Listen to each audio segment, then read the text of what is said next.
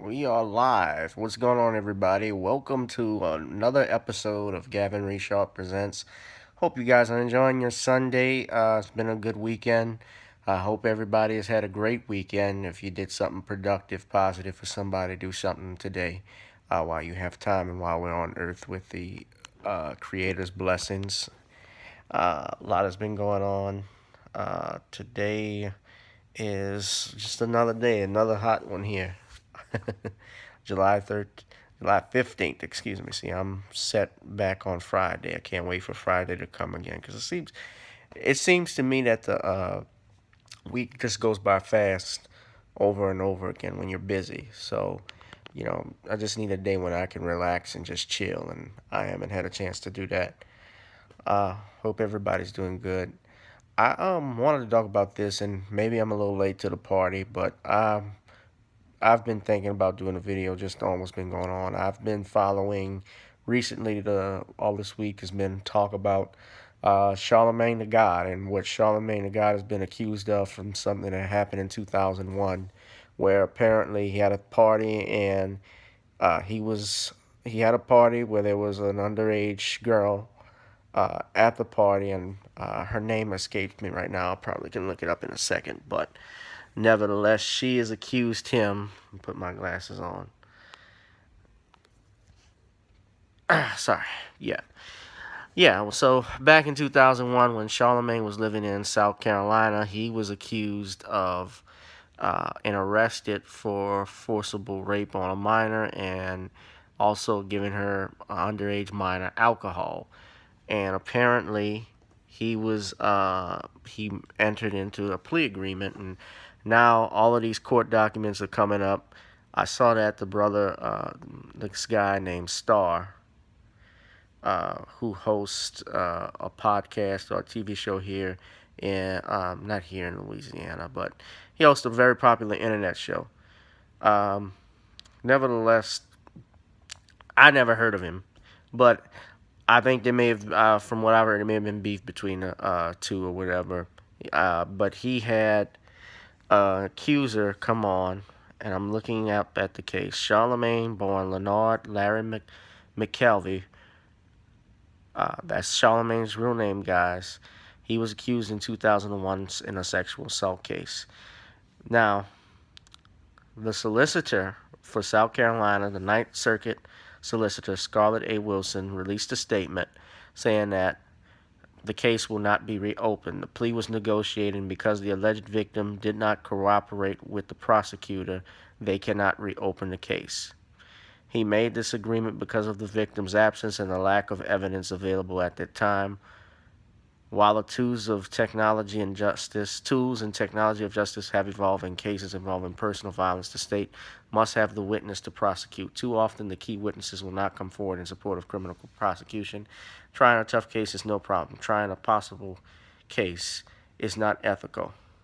And Charlamagne did plead guilty to the delinquency of minors since underage kids were drinking alcohol at a party, and he was sentenced to 3 years probation. Now, here's the thing. Charlamagne cannot be prosecuted, and I could just tell you this. He could never have been prosecuted for this again because there's something in our laws called double jeopardy. And under the Fifth Amendment, once you enter into a plea agreement and it's read in the presence of the court is not going to go back and reopen it. It's not ethical for them to do that, not even legal. Uh, Double jeopardy attaches even if there's new evidence that comes along that says a person did something.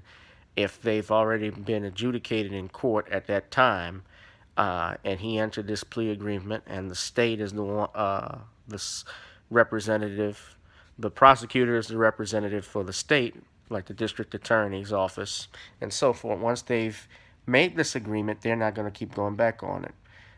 They're not going to reopen it. Although, yes, with O.J. Simpson, they went around double jeopardy to get him, and he was too stupid to fall for it. When he went into Vegas, and I thought that was a setup, and that was just revenge for what happened in 1994, allegedly, with him. And they've made the whole world believe in that bullshit. But that's another story. I've talked about that before. But, you know, Charlamagne actually can not be prosecuted for this again, and I'm wondering why all of these cases that we're seeing are being reopened, or people are trying to reopen something. What we have, it's going on in this time that we live in with the Me Too movement. What we're living in the internet age and social media.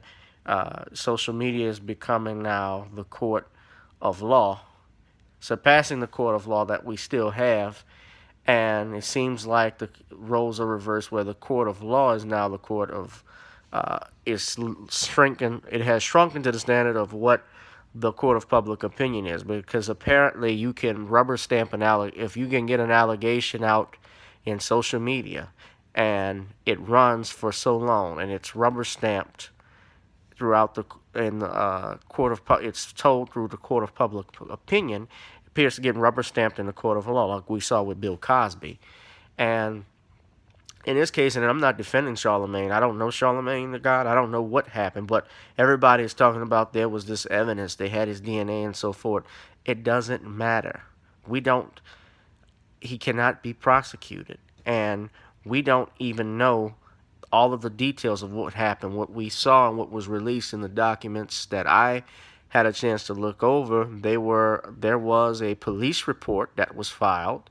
There was statements that were taken, and while those statements are taken, while those incident reports are filed, they are also taken with a grain of salt. They are not what can convict someone automatically. You have to go through trial, and that accuser can testify at the trial, and the accused has a right to face confront that accuser under the Sixth Amendment. They also have a right to call witnesses that would be favorable to their defense, and they have a right to even question the witness's credibility. The accuser's credibility comes up. They did that in the Bill Cosby case, and there were a lot of holes that even she admitted to publicly. But now that we have the court of public opinion, we have all of the media pundits that were out there. You had people like Lori Allred, who was asking Bill Cosby for money and extorting him. They were able to, and tried to extort him for $100 million. They were able to create this narrative that we now have running throughout our country. And it's going to stick and stand until somebody steps up and says otherwise, until we actually say enough is enough. Give us our day in court. Don't just throw Tyler's accusations out at someone without proof, and stop reopening this. This reminds me of what happened with Nate Parker in 1999 when he was tried and he was adjudicated, and then almost 20 years later, they brought up at this charge again, where the young lady who was the alleged victim committed suicide. And when Nate Parker had his movie coming out, which was Birth of the Nation, they brought these accusations up. And when they brought these accusations up, his movie premiere suffered. His movie suffered the box office. They were actually pulling Birth of a Nation out, putting it at different times where black people were buying tickets to try and go see it. And when they would get there was no showing for Birth of a Nation. And Birth of a Nation wasn't a bad movie. Do I think it's one of the best movies ever made? No. But it was history. It was history being told. It was something that kids can learn about, because we haven't seen stories of Nat Turner before in movies or on television or any other media outlet. We've only read what we've seen in some of the history books, though all of the history books don't tell black history. You have to go and find and do your own research, which I prefer. But I'm not defending Charlamagne. The accusations, obviously, raping a 15-year-old doesn't look good. But they were accusations. They can't be reopened, and I don't think anybody should be fussing over it. Do I think that now? What I will say with Charlamagne is that it is kind of a form of karma that all of this stuff is happening to him because of what he was saying about Bill Cosby, and what he was being accused of, and even my friend Sister Nicole from Nicole's View.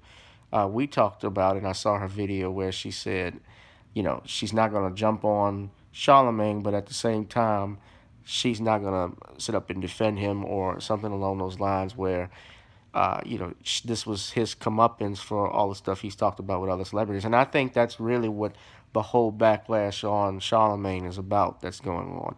I don't know all the details and facts, and neither do you. So we all need to just wait and see what happens. But nothing apparently can't happen.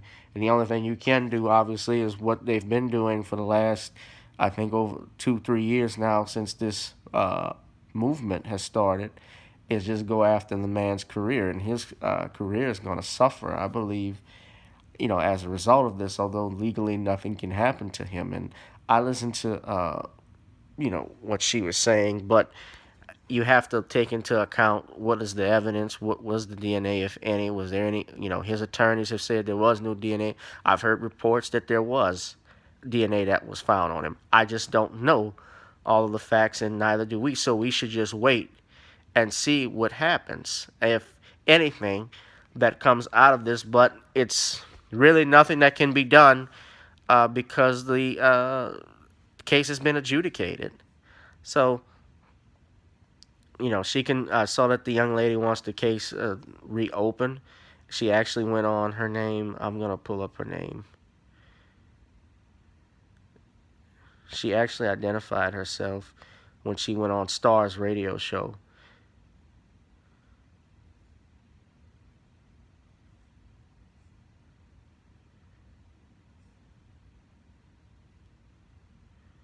Her name's, hold on, guys, I'm sorry.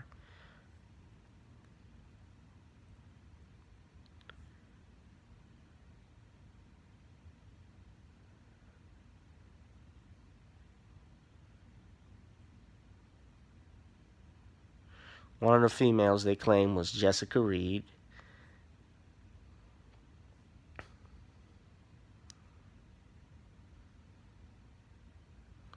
And she's talking about how she never received closure on the incident, has not been able to get over it. She's a mother now.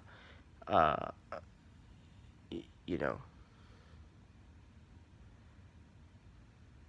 during the initial, I'm just reading bits and pieces of it. During the initial investigation, Charlamagne did submit to DNA tests and cooperated in the case, and has maintained from the beginning he did not sexually assault Jessica Reed.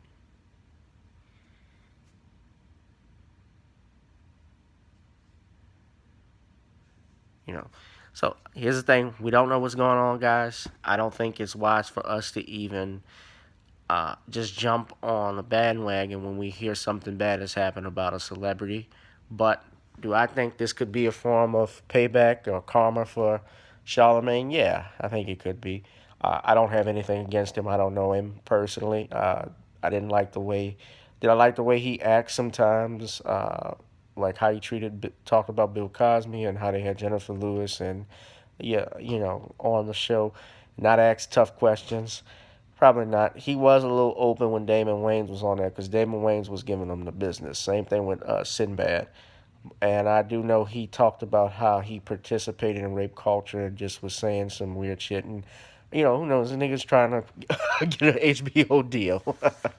That seems what it was like. I mean, listen, he's been on the Breakfast Club for a little while now. And, I heard he's trying to reach out and do a television show with HBO.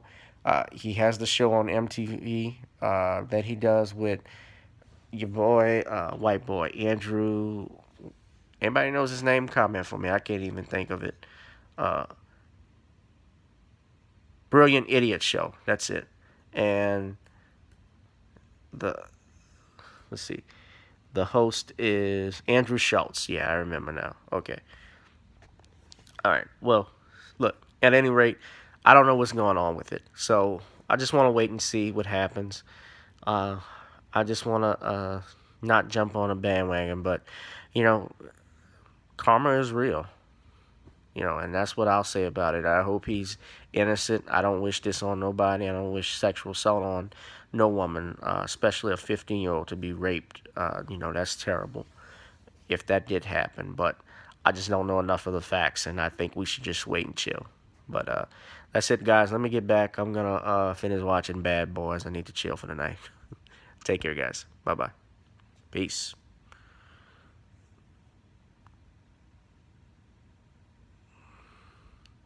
Trying to end this. There we go.